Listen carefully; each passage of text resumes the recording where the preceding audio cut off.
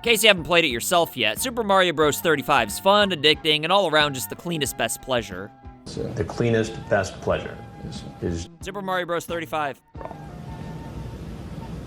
But as great as Super Mario 35 may be, Nintendo somehow out-Nintendo'd themselves by deciding that this extremely fun and popular game is only going to be playable until March 31st of 2021 before they just yank it away forever, and naturally, nobody seems to think this is a good idea, so rather than solely tearing the above-average sized den a new booty hole in this video, I'm going to try my best to explain their silly logic as to why they're behaving the way that they are. So sit back in your ex-grandpa's most shameful chair, press the subscribe button if you haven't already, and allow me, the world's strongest man, Cameron all one word, to tell you why Super Mario Bros. 35 is a limited edition title, because that's what I do.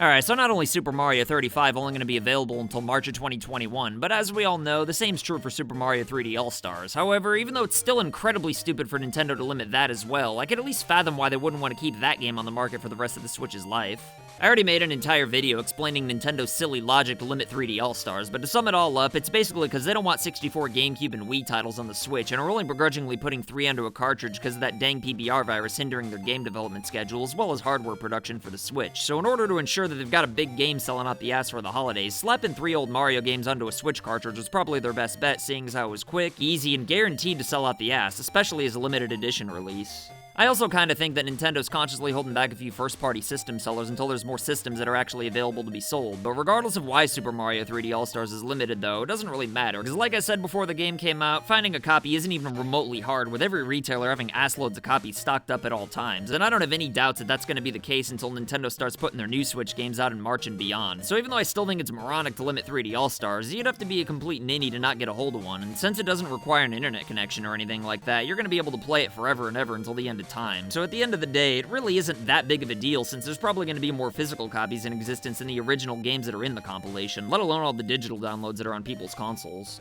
But obviously the problem with Super Mario 35 is that since it's a competitive online multiplayer game, you do kinda sorta, need the internet to play it. So Nintendo discontinuing this title is pretty much gonna erase the game from existence, which is obviously 1,000 times worse than discontinuing 3D All-Stars, since most people would agree that it's currently the best free game on the Nintendo Switch's online service, and honestly, that's pretty much why I think Nintendo wants to get rid of it in March, because sure, everyone's having too much fun right now to realize just how few Switch games are actually coming out, but once those new games do start coming out, I feel like Nintendo's gonna want people to actually buy them, and I'm sure the belief that Switch owners would be more likely to do that if they lose a popular never-ending game that nobody ever had to spend money on in the first place. And yeah, I know you can't play it unless you're paying for the Switch's online service, and I'm sure some people actually are paying for it just to play Super Mario 35, but the amount of money being made from people who didn't already just have the service in the first place probably isn't very much compared to how much Nintendo would make from selling brand new Switch games. Now, do I honestly think people are gonna skip out on brand new Switch games just to keep playing a free Super Mario Battle Royale? Of course not, you dingus. People are still gonna be playing never-ending Switch games like Fortnite or even Splatoon 2, which would also theoretically distract Switch owners from buying brand new $60 first-party games, but judging by how rarely Nintendo lowers their game prices, I think it's safe to assume that they truly believe that their games are special, and they're probably not too worried about any never-ending games from hindering their first-party sales, especially from third-party games like Fortnite. And I don't think that games like that had hindered Nintendo's first-party games either, but I also don't believe for a second that Super Mario 35 would stop anybody from buying any other Switch game, period.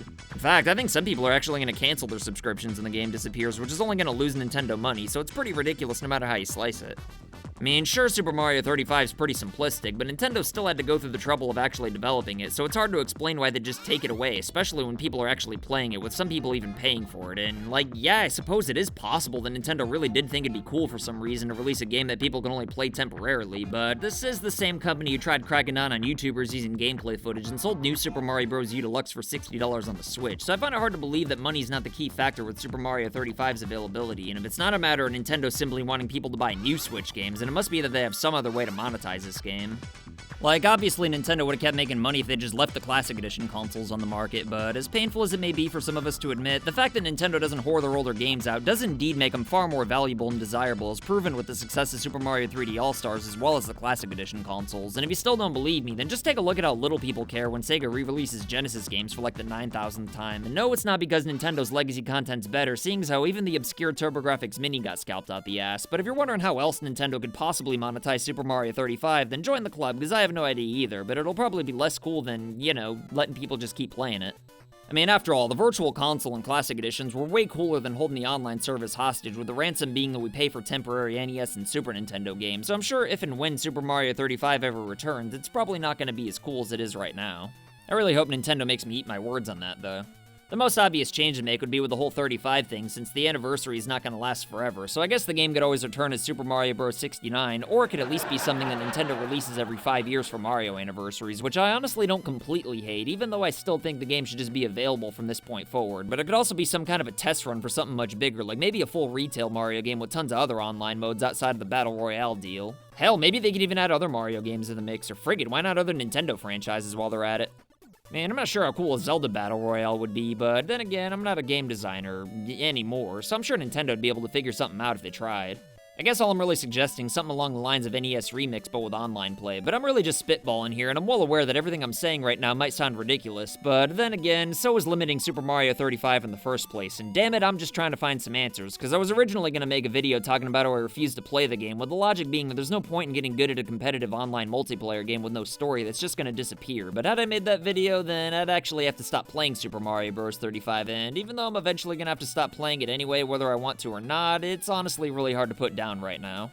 Man, honestly, I might even get over this game before March even comes, but ever since it came out, I've just been having way too much fun to be able to quit right now. It's far from my all-time favorite game by any means, and I'm well aware that there's far better Battle Royales out there that I'm not playing, but when I've only got a short window to play something, then a few matches in Super Mario 35 is a heck of a mess of fun, and I can't stress enough how lame it is that Nintendo's just gonna take it away, because none of the reasons that I can come up with could really justify it outside of coming back with something cooler, or, by deciding to let the game just keep doing its thing, whether it be because Nintendo had a genuine change of heart, or if doing so was their plan all along, and they just wanted people to think they were really cool or something. But anyway, why do you think Nintendo's gonna take Super Mario 35 away from us? Do they really think it's cool for some reason? Do they not want people skipping out on new Switch games? Are there plans for something similar to return in the future? Or is it just another case of Nintendo being Nintendo? Either way, let me know what you think in the comments down below, and as always, I'll try my goddamnedest to respond to everybody at some point. But, let me tell you, if there's two people who'd never lose at Super Mario Bros. 35, then it would definitely be today's patrons of the day, John Polish Impossible to Say and Jiznoof. If you want to be badasses like these two, then consider supporting FU Game Crew on Patreon for loot boxes and silly rewards in the mail. Send pictures or videos of you rocking merch if you want to make cameos in my videos, and follow me on Twitch if you ever want to hang out whenever I play video games sometimes. My name's Cameron, all one word, and I'll see you next time. So I want to say thank you to your loyalty, thank you for your support.